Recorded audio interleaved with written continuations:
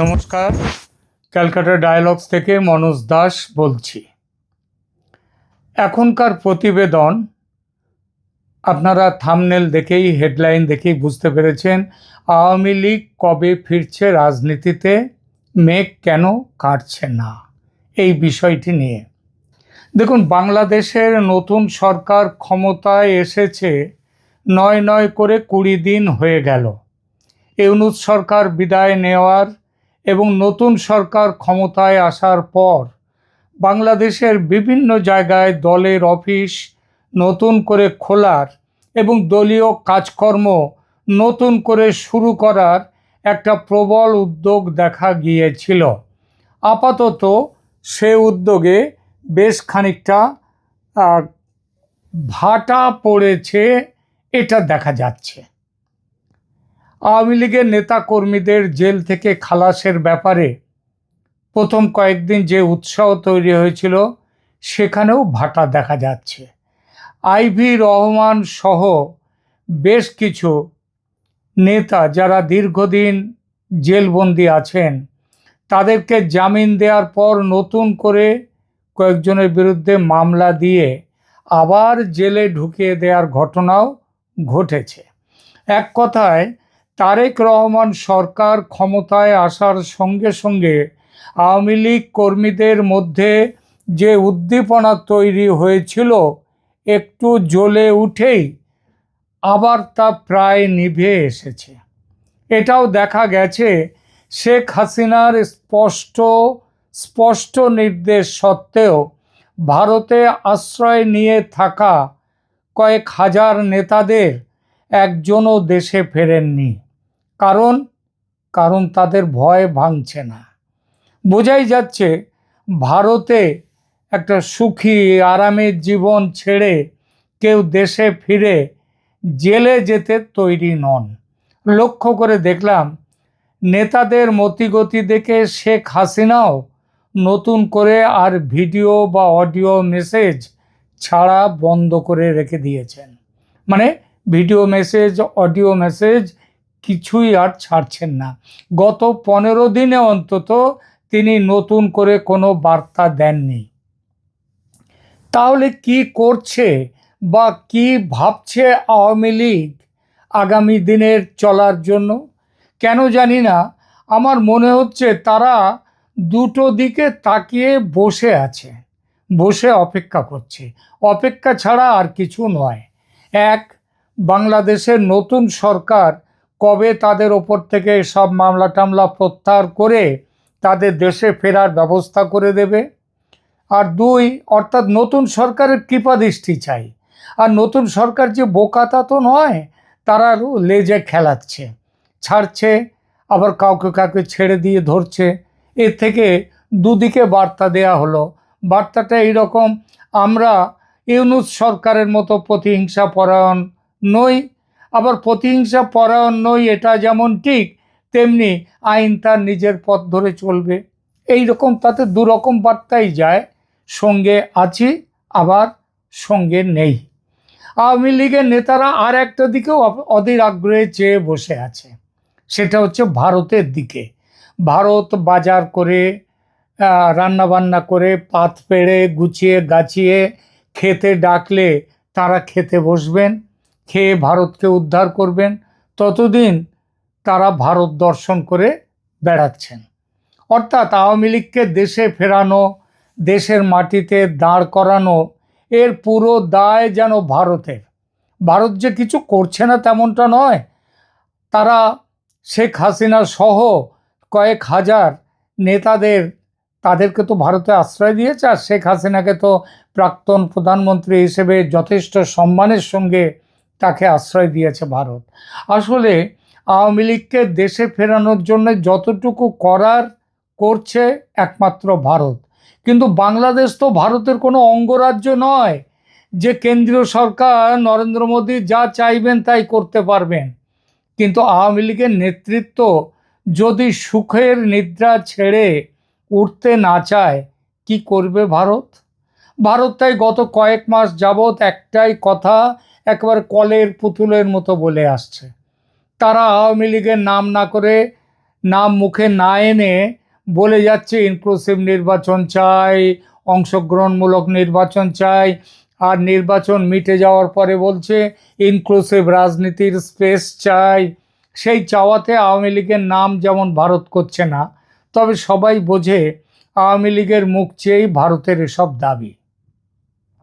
ভারত এসব দাবি করছে আওয়ামী লীগের মুখ চেয়ে, এটাই তো একটা অনেক বড় কাজ করা আওয়ামী লীগের জন্যে ভারত করছে। ভারত কেন সরাসরি আওয়ামী লীগের নাম না বলেও আসলে তাদের জন্য রাজনৈতিক স্পেস চাইছে? কেন চাইছে? দেখুন, বাংলাদেশের রাজনীতিতে এখন সবচেয়ে গুরুত্বপূর্ণ প্রশ্নগুলোর একটা হলো, ভারত আসলে বাংলাদেশে কি চায়? ভারত কি শুধু একটি ইনক্লুসিভ ইলেকশন চায়, ইনক্লুসিভ রাজনৈতিক স্পেস চায়, নাকি এই কথার আড়ালে আওয়ামী লীগের জন্য রাজনৈতিক মাঠে কিছুটা জায়গা নিশ্চিত করতে চাইছে ভারত? আর যদি তাই হয়, তাহলে কেন এটা করছে ভারত? কেন আওয়ামী লীগের জন্যে কাজ করছে? এটা কি আদর্শের প্রশ্ন, গণতন্ত্রের প্রশ্ন, নাকি একেবারেই একটা ঠান্ডা মাথার কৌশল, ভয় আর আঞ্চলিক শক্তির হিসাব? এইটা যদি একটু বিবেচনা করে দেখা যায়, তাহলে ভারত কি করতে পারে আর কি করবে সেটা বুঝতে অসুবিধে হয় না। আজকের ভিডিওতে আমরা এই প্রশ্নটার গভীরে যাব, কারণ গত কয়েক মাসে ভারতের প্রকাশ্য বক্তব্য এক নাগাড়ে হয়েছে। আওয়ামী লীগ নিষিদ্ধ হওয়ার বিষয়ে তারা তাদের উদ্বেগ জানিয়েছে, আর একই সঙ্গে বিএনপি নেতৃত্বাধীন যে নতুন বাস্তবতার সঙ্গে সম্পর্ক তৈরি করার বা সম্পর্ক রিসেট করার চেষ্টা, সব মিলিয়ে একটা জিনিস স্পষ্ট হয়ে উঠেছে যে দিল্লি এখন বাংলাদেশকে শুধু প্রতিবেশী হিসেবে নয়, নিজের কৌশলগত নিরাপত্তা পরিসরের অংশ হিসেবে দেখছে। প্রথমে একটা জিনিস পরিষ্কার করা দরকার, ভারত খুব কম ক্ষেত্রেই সরাসরি বলছে আওয়ামী লীগকে ফিরিয়ে আনতে হবে। তারা বলছেই না, প্রায় তারা যে ভাষা ব্যবহার করছে তা হলো free, fair, inclusive and participatory elections. কিন্তু ইলেকশন তো মিটে গেছে, তাহলেও এখনও ভারত এই ইনক্লুসিভ এবং পার্টিসিপেটরি ইলেকশনের কথা বলে যাচ্ছে। কূটনীতিতে এই ভাষা খুব গুরুত্বপূর্ণ, কারণ ইনক্লুসিভ শব্দটা অনেক সময় নিরপেক্ষ শোনালেও এর ভেতরে আসল বার্তা থাকে।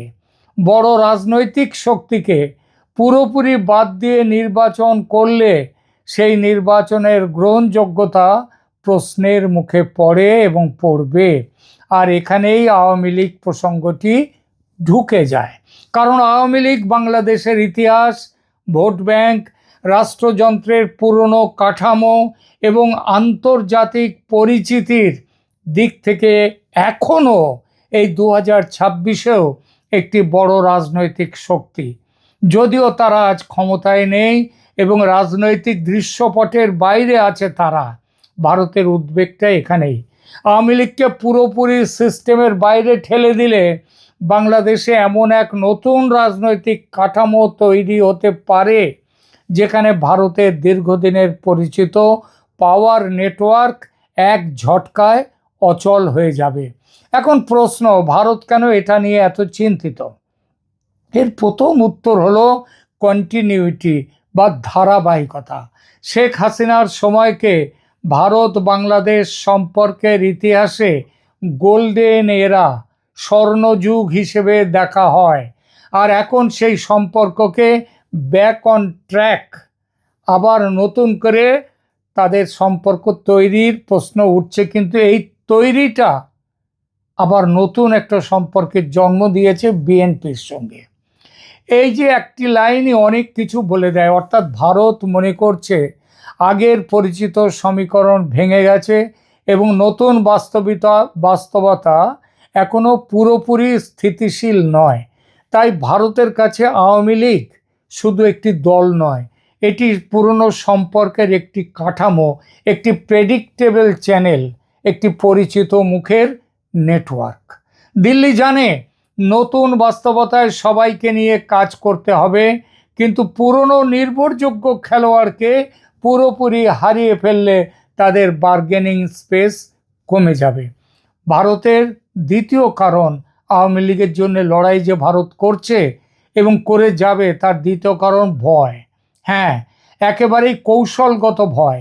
সেটা শুধু আওয়ামী লীগ হারানোর ভয় নয়, বরং বাংলাদেশে এমন একটি রাজনৈতিক পরিবেশ তৈরি হওয়ার ভয় যেখানে অ্যান্টি ইন্ডিয়া সেন্টিমেন্ট আরও মেন স্ট্রিম হয়ে যেতে পারে। বিবিসির এক প্রতিবেদনের শিরোনাম বলছে, বাংলাদেশের তরুণদের একটি অংশ কেন ভারতের বিরুদ্ধে একেবারে গতানুগতিক ভাবে ঝুঁকে আছে। এই প্রশ্ন এখন আন্তর্জাতিক আলোচনার বিষয়ও। আবার আল জাজিরার প্রতিবেদনে বাংলাদেশের নির্বাচনকে ভারত, চীন ও পাকিস্তানের জন্য স্টেকের প্রশ্ন হিসেবে দেখা হয়েছে। মানে কি? মানে দিল্লির দৃষ্টিতে বাংলাদেশ এখন আর কেবল দ্বিপক্ষীয় সম্পর্কের বিষয় নয়, এটি ইনফ্লুয়েন্স কন্টেস্টের ময়দান। এখানে ভারতের প্রভাব কমলে সেই ফাঁকা জায়গায় অন্য শক্তি, পাকিস্তান, চীন, এরা ঢুকবে, তুর্কি। এই আশঙ্কা খুবই বাস্তব। আর এ কারণেই ভারত এমন একটি রাজনৈতিক পরিবেশ চাই যার ফল যাই হোক, পুরো রাজনৈতিক ব্যবস্থা যেন সম্পূর্ণভাবে ভারতের প্রতিকূল না হয়ে যায়।